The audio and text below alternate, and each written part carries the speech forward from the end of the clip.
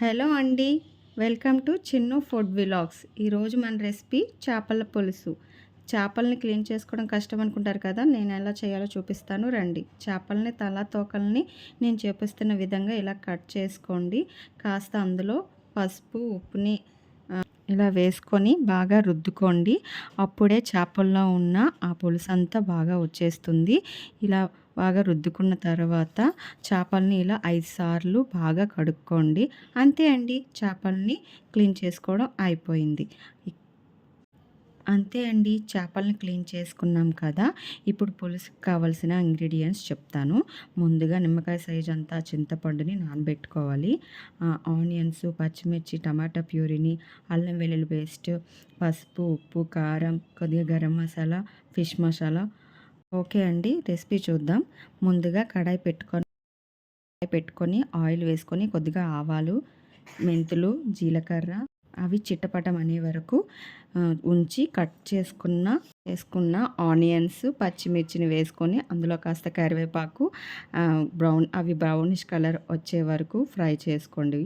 అందులో 1 table spoon అల్లం వెల్లుల్లి పేస్ట్ వేసుకొని పచ్చివాసన పోయే వరకు ఫ్రై చేసుకున్న తర్వాత అందులో కాస్త పసుపు, మీ రుచికి తగినంత ఉప్పు వేసుకున్న తర్వాత మనం ముందుగా ప్రిపేర్ చేసుకున్న టమాటా ప్యూరీని యాడ్ చేసుకుందాం. ప్యూరీని పచ్చివాసన పోయే వరకు వేగించుకున్న తర్వాత ఇప్పుడు మన ప్యూరీ అనేది పచ్చివాసన అంతా పోయి దగ్గర పడుతుంది కదా. ఇప్పుడు అందులో 2 టేబుల్ స్పూన్ల కారం, గరం మసాలా, కొద్దిగా ఫిష్ మసాలా వేసుకొని దాని నుండి ఆయిల్ రిలీజ్ అయ్యే వరకు కాస్త ఫ్రై చేసుకోవాలి. ఫ్రై చేసుకున్న తర్వాత మనం ముందుగా నానబెట్టుకున్న చింతపండు గుజ్జుని వేసుకొని అలాగే అందులో 1.5 గ్లాస్ వాటర్ని యాడ్ చేసుకొని పులుసు మరుగొచ్చే వరకు కాస్త మూత పెట్టుకొని ఇప్పుడు మన పులుసు అనేది మరగడం స్టార్ట్ అవుతుంది కదా. ఈ టైంలో ఒక చిన్న బెల్లం ముక్కని యాడ్ చేసుకోండి. ఇది పులుసుకి మరింత రుచినిస్తుంది. అంతేకాకుండా పులుసును కూడా బ్యాలెన్స్ చేస్తుంది. మన పులుసు అనేది మరగడం స్టార్ట్ అవుతుంది కదా. చూడండి, ఇక్కడ మన పులుసు అనేది బాగా మరుగుతోంది కదా. ఇప్పుడు మనం నీట్గా క్లీన్ చేసుకున్న చేపల్ని ఒక్కొక్కటిగా వేసుకుందాం. ఇవి చిన్న చేపలు కదా, పులుసు మరుగొచ్చిన తర్వాతే యాడ్ చేసుకోవాలి. ఒక్కొక్కటిగా వేసుకోండి, అలా అయితేనే చేపలు అనేవి విరగకుండా ఉంటాయి. చేపలన్నీ వేసుకున్న తర్వాత గరిటె పెట్టకుండా ఈ విధంగా కలుపుకోండి.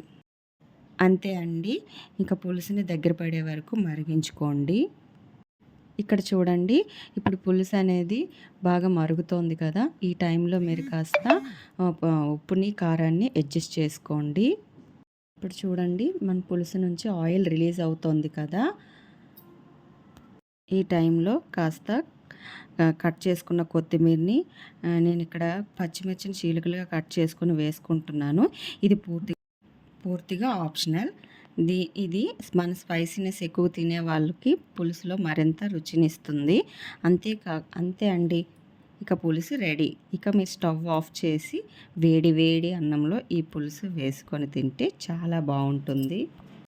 ఈ పులుసు అనేది వేడిగా కన్నా చల్లగా అయితేనే ఇంకా రుచిగా ఉంటుంది. ఎందుకంటే చేపలకి ఆ పులుపు అనేది బాగా పడుతుంది కదా.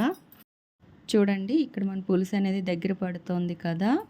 మనం వేసుకున్న పచ్చిమిర్చి కూడా మెత్తబడ్డాయి. అంతే అండి, ఇక మన పులుసు రెడీ అయినట్టే.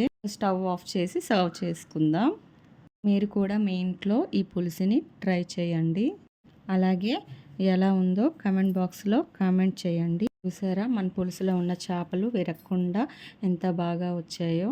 చాలా సింపుల్గా చేపల పులుసు అనేది రెడీ అయిపోయింది కదా. మీరు కూడా ట్రై చేసి కామెంట్ బాక్స్లో కామెంట్ చేయండి. అలాగే వీడియోని షేర్ చేయండి, లైక్ చేయండి, సబ్స్క్రైబ్ చేసుకోవడం మర్చిపోకండి. Thanks for watching.